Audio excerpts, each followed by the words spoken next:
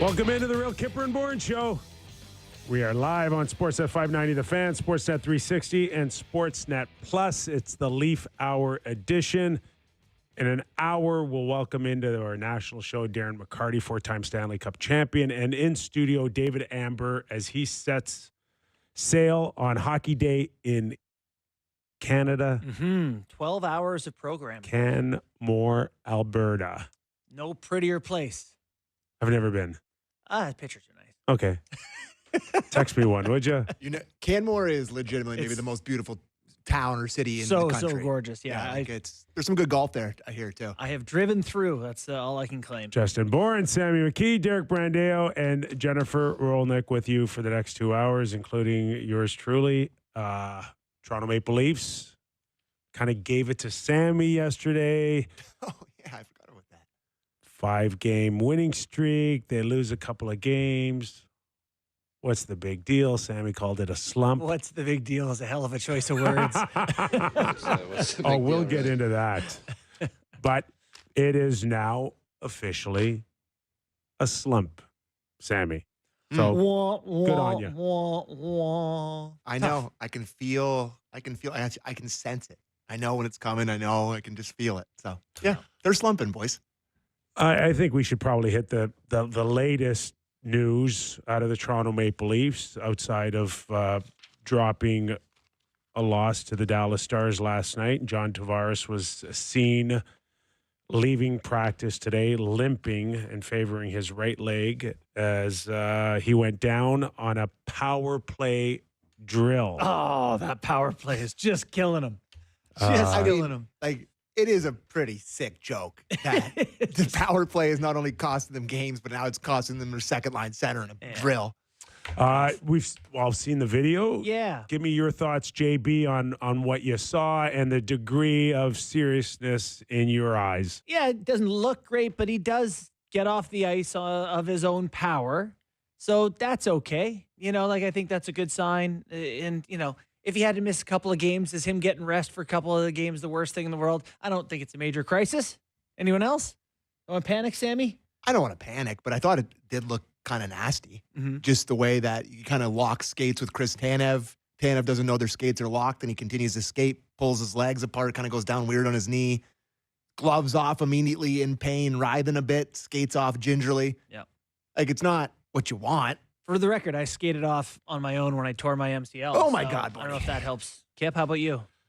I think there's just absolutely no way, even based on the video, to your point, where you can definitively say, he's fine. Because we've seen, to your point, guys walk up, limp off, and then find out later that there's something a lot more significant going on with a knee, especially. Yeah. And I don't think it helps the fact that either the Leafs haven't made any type of formal announcement on it. The last we had heard was head coach Craig Berube saying he needs to be reevaluated before we get any update. I would think if everything checks out okay at this point, maybe the Leafs might release something. Maybe they might not. I don't know. Mm-hmm. Would you want to calm the waters down if you're the Leafs, or would you rather just wait for tomorrow? I got to assume that there is a chance that he may need a picture, an X-ray, something just to confirm everything's okay. Maybe that's going on as we speak. But to Sammy's point, when it rains, it pours. Well, and, it didn't look like Connor Zary. Like his knee didn't look like it snapped. However. Or carried off the ice by 3 people. Right. But on the other hand, he's, in his mid-30s when your tendons and everything else start to become dry rubber bands. So you never know. Yeah. Stay tuned. We'll wait and we'll report on the news when we have it. How significant would this be if he's lost for 4 to 6 weeks? Oh, my God. Well, that's nightmare scenario. 4 to 6 weeks is worst case scenario. Just the thought of losing John now for a significant amount of time. Yeah, I'm not going to say it's good. Max Domi might get an opportunity up the lineup. He's been scuffling offensively. Maybe that opportunity opens a door for him. they have a couple of pretty good players on the outside. Pacioretty and Holmberg didn't play last game. I'm not saying it doesn't matter. I'm just saying you can get by a few games. 4 to 6 weeks is a problem because it takes you to the trade deadline where you're not sure. Like, if it's 10 weeks and it's playoffs, then you get to spend the money. Cool. If it's 10 days and he's back, cool. That middle ground scares me most of all. Agreed wholeheartedly with everything. He Okay. said. I have nothing to add. And to for that. the record, though, I did not bring up that if he's out the rest of the year, Oh my God. you can go and spend his money somewhere else. Now, who was that on this panel before we went on air? Who mentioned it's that? a hypothetical. Oh, I thought No, I'm asking. I didn't bring it up. Out, I was just saying, But this is Sammy's world, right? This let's is stick around what it is would this be not like. your Yeah. Leaf Nation that would have this conversation now? I may or may not have got like 2 or 3 LTIR texts in my. Everybody is desperate for the Leafs to do it. They've watched every other team take advantage of it. They don't even want it They to want work. the They Leafs- just want to do it. They It's want like, the Leafs to do it yeah.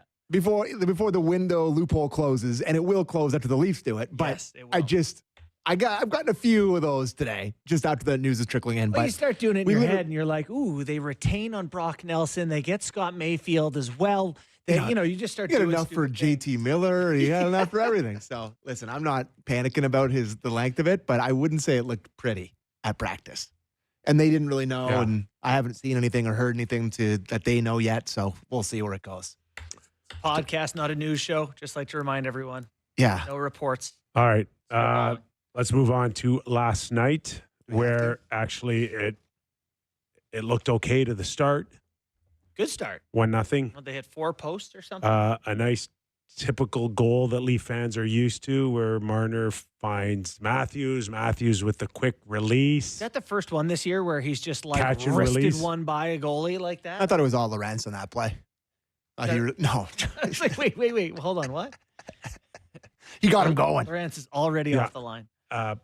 After that, it just seemed like kind of went downhill with a 4-1 loss, but still kind of hearing a similar tone out there where we're not that bad and we're close and we had 5 posts and a couple of bounces here and there and we're fine, we're good, and we'll get to some Kipper Clippers with Berube setting a bit of an overview of the game. But are you sensing that, like, it's just not Marner?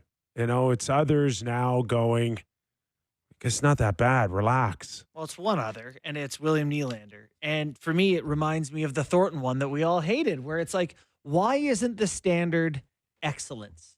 Why isn't it that? Why are they so willing to lose games and be like, we weren't that bad? Like, the standard should be, we're great. We're a great Personally, team. for We're reasons, first. so. We're pushing. We hold ourselves accountable. I hate to skip around, but do you want to do the Willie clip? Like, is it too soon to play that? No. Well, let's go to Berube for his overall Okay. feel, and then we'll slide it into Willie. I think tonight, the game was right there. I thought we started off well. Real good power play right away. Hit a few posts on it. Would have been nice if one of them went in. But right now, just for me, like, it was a special teams battle tonight. I thought 5-on-5, pretty even game, pretty tight game, not much going on either way.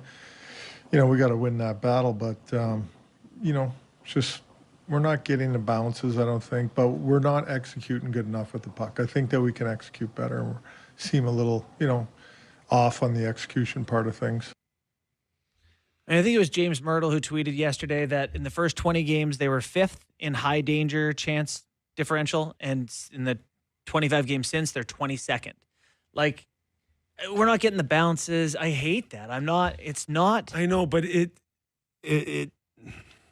I know it seems like it's just an excuse or it's just a way to fill a post comment with words. But wasn't there ever a part of you that watched the Leafs in the first 42 games and just feel like everything was going right? But It was because I didn't think they were playing great. And it was just working out. and now Well, they had the best goalie. And now it's Right. not working out. Now pucks that couldn't find its way towards the net because of legs or blocked shots are now finding their way bouncing around all over the place and in their net. But that's why guys like you and me kept coming here and we're critical after some wins because it's process over Yes. results. And we're saying, God, they won, but Chris Versteeg and Francois Beauchemin to Los Angeles Kings, possible deal with Toronto Maple Leafs. In an interesting twist in the NHL trade market, new rumors are emerging about Chris Versteeg and Francois Beauchemin potentially being traded to the Los Angeles Kings. Sources indicate that the Kings, who have been one of the most active teams in recent weeks, are evaluating the possibility of bolstering their defense with Beauchemin, while Versteeg, who brings strong offensive capabilities, could be a key piece in a larger trade. This move becomes even more intriguing considering the Kings' surplus of offensive pieces available for trade, exactly what the Toronto Maple Leafs are looking for to strengthen their roster. It's speculated that with Versteeg included in the deal, the Leafs could be targeting a possible addition like Wayne Simmonds, along with a mid-range draft pick. This move makes sense given Simmonds' struggles this season, as he has yet to find his top form on the ice. To add more drama to the trade talk, there are even whispers that veteran defenseman Tomas Kaberle could be included, opening the door for a potential pursuit of Brayden Schenn. If completed, this move could have a significant impact on reshaping the Leafs lines and adding more depth to the team. Stay tuned for updates to see if these trades come to fruition and how they might shape the future of Toronto and Los Angeles this season. In an interesting twist in the NHL trade market, new rumors are emerging about Chris Versteeg and Francois Beauchemin potentially being traded to the Los Angeles Kings. Sources indicate that the Kings, who have been one of the most active teams in recent weeks, are evaluating the possibility of bolstering their defense with Beauchemin, while Versteeg, who brings strong offensive capabilities, could be a key piece in a larger trade. This move becomes even more intriguing considering the Kings' surplus of offensive pieces available for trade, exactly what the Toronto Maple Leafs are looking for to strengthen their roster. It's speculated that with Versteeg included in the deal, the Leafs could be targeting a possible addition like Wayne Simmonds, along with a mid-range draft pick. This move makes sense given Simmonds' struggles this season, as he has yet to find his top form on the ice. To add more drama to the trade talk, there are even whispers that veteran defenseman Tomas Kaberle could be included, opening the door for a potential pursuit of Brayden Schenn. If completed, this move could have a significant impact on reshaping the Leafs lines and adding more depth to the team. The Kings' situation is complex, as they are in the midst of a transitional period. Their aging roster, which includes a core group that led them to several successful playoff campaigns in the past, has seen some struggles in recent seasons. While there's a clear need for defensive help, Los Angeles may also want to improve their offensive consistency in order to make a deep playoff push. The combination of Beauchemin's defensive reliability and Versteeg's offensive upside could help the Kings balance their lineup. From the Leafs' perspective, this potential deal is about retooling for the future. The team is in a position to compete, but they also need to solidify certain areas on the ice. Adding a player like Wayne Simmonds could provide the grit and scoring touch that the team has been missing. Furthermore, acquiring a mid-range draft pick could help with future team-building efforts, as Toronto looks to remain competitive while still developing young talent. The inclusion of Kaberle in the trade package could be a strategic move for both teams. The veteran defenseman, who has been with the Leafs for a long time, has seen his role diminished in recent seasons. However, his experience and offensive abilities could be a valuable asset for Los Angeles, who could use a steady presence on the blue line to help their younger players develop. The talk surrounding Brayden Schenn's potential involvement in the deal adds an intriguing layer to the negotiations. Schenn, a versatile forward, has shown flashes of brilliance but has been inconsistent at times. If the Leafs are able to land him, it could be a great opportunity for both the player and the team to find success together. Schenn's physicality, two-way game, and leadership could be exactly what the Leafs need to bolster their forward group. While the trade market can be volatile and unpredictable, these rumors suggest that both the Kings and Leafs are preparing for significant changes. For Toronto, this could mark the beginning of a new era, with a focus on adding more experience and depth. For Los Angeles, the trade could be a chance to retool and address some of the weaknesses in their lineup, while still competing for a playoff spot this season. Of course, as with any trade rumors, it's important to remember that these discussions are fluid and can evolve quickly. There are many moving parts in these types of negotiations, and both teams will likely have to weigh their options carefully before making any final decisions. It's also possible that other teams could enter the fray, further complicating the situation. In the coming days, fans of both teams will be watching closely to see if any concrete moves are made. The NHL trade deadline is fast approaching, and teams are scrambling to position themselves for a successful postseason. Whether this rumored deal materializes or not, the possibility of a major trade between the Leafs and Kings will certainly keep fans on edge as the season continues to unfold. The trade talks involving Versteeg, Boschman, and potentially Simmons or Shen highlight the delicate balance that NHL teams must strike between immediate success and long-term growth. Both the Leafs and Kings are trying to find that balance, and this rumored deal could ultimately serve as